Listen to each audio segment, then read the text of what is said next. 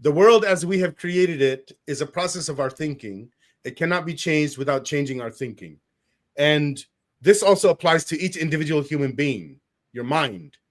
Okay. So you, or rather your mind, and specifically your emotional makeup, your intuitions, your parenting skills, were created by a process of your thinking, and it cannot be changed without changing your thinking. Yeah. So, how do we change our thinking? So my general advice is that you expand your world far beyond what your parents and your society showed you. If you can imagine what it is that your parents and your society showed you, in an extreme case, let's say I don't know, let's say you're living in Saudi Arabia or something. It's Islam, the Quran, all that stuff. And then if you're going to expose yourself to things outside of that society, it's things like movies made in Los Angeles by people and a whole culture that is a different line. What's happening in Los Angeles is traced back to ancient Greece. A lot of people don't know that, but that's the case. A lot of people say most of Europe or the countries, they're just the descendant countries of the Roman Empire.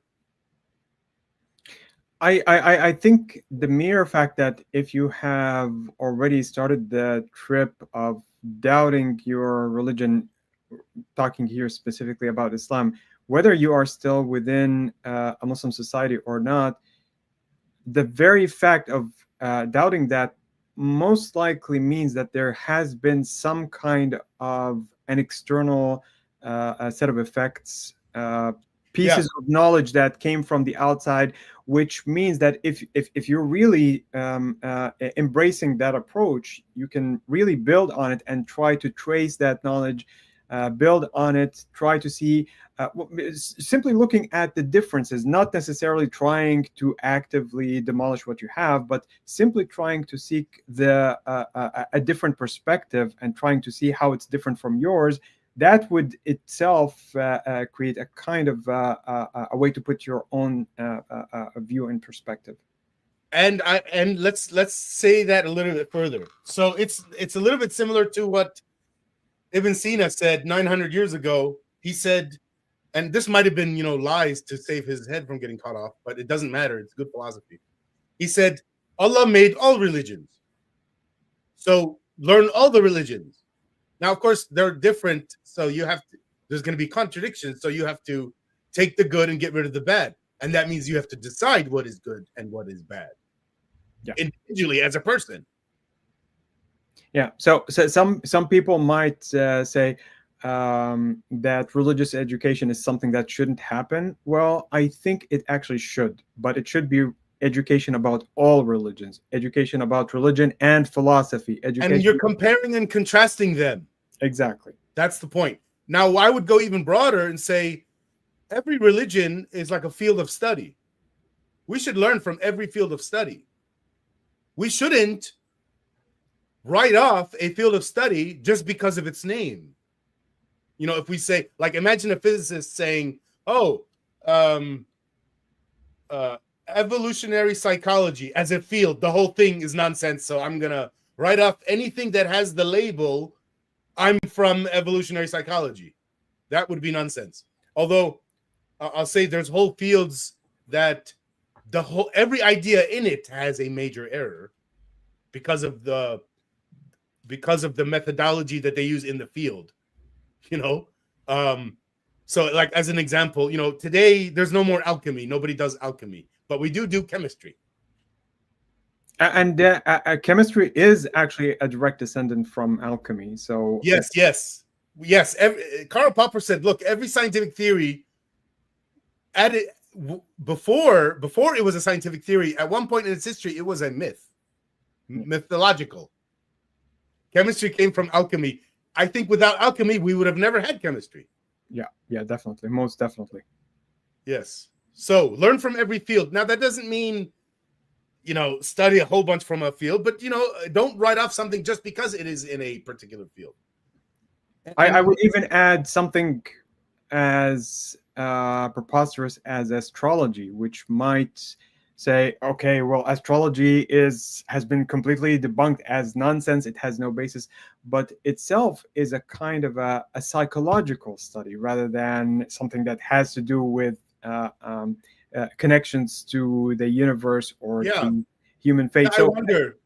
I wonder if any of the field of psychology, I wonder if any of them have roots from astrology. I'm almost 100% sure that many of the techniques would be traceable there, because if when you're sitting in front of a fortune teller, that fortune teller is probably going to try to read you in order to feed you back information that you want. Oh, totally. They were doing psychology. I get that. I've read one of those astrology books. Not the whole thing, but a section. And yeah, they're explaining psychology. Of course, their underpinning reasoning for why it's that way is ridiculous. It's more like what psychologists understand today. Yeah. But that doesn't mean every single thing on those pages is wrong. Yes. Yeah, that's true.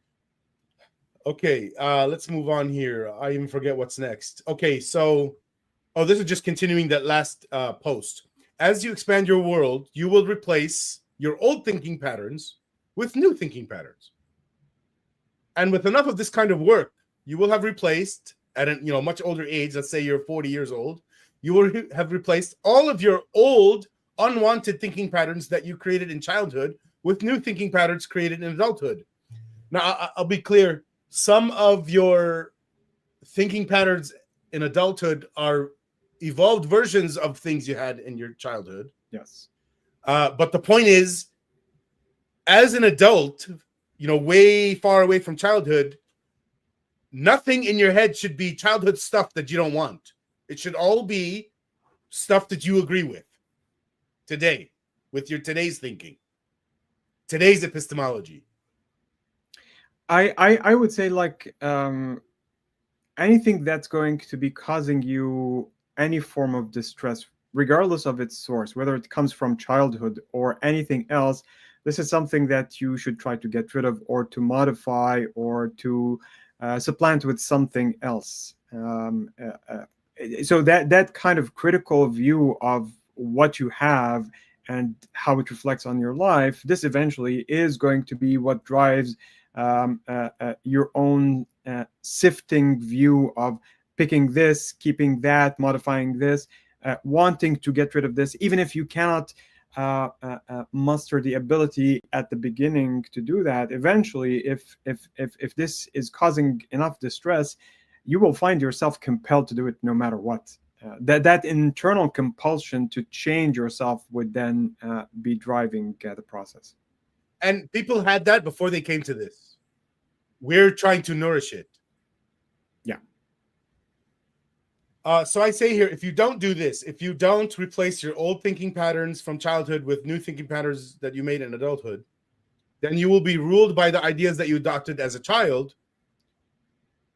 And, these are, again, ideas that you adopted before you learned how to critically think. You'll be ruled by these ideas, and you won't even know that you're doing that. You'll think they are you. Yeah. Yes.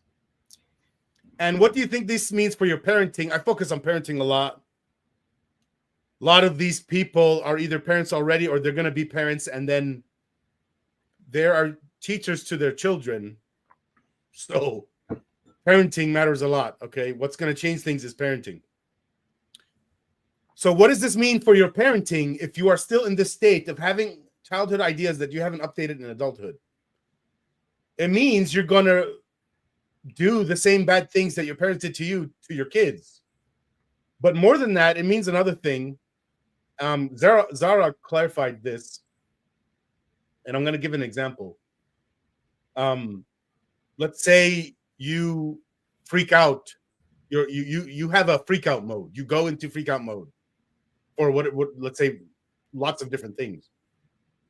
By being that way and letting your kids see that, you're teaching them to also go into freak out mode. And it could be small, insignificant shit.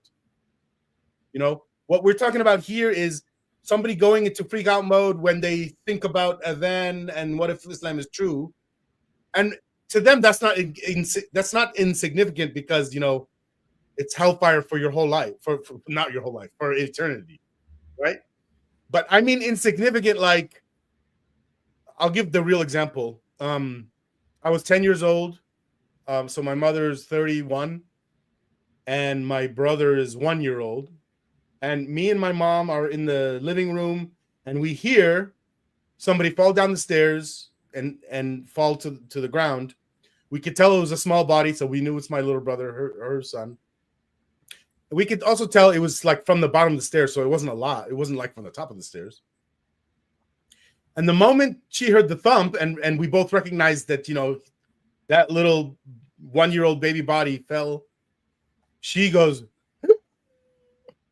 freak out mode, like she's covering her eyes. She's not thinking, it's freaking out. Mm-hmm. And I remember I was comparing my reaction to hers. And I was like, okay, well, let's go see if he's hurt. Then, because the way I'm seeing it is, then if we find out he's hurt, then maybe freak out. I don't know. I wasn't freaking. But here's the thing: while she's in freak out mode, she's not going to do the right things to take care of him or to make a decision to like go to the hospital or otherwise. Right. Yeah. It doesn't make sense. And I call this insignificant because the only information she had was that somebody fell. Look, most falls doesn't cause any harm. Yeah. It's that simple. This is so small compared to the like fear of hell one.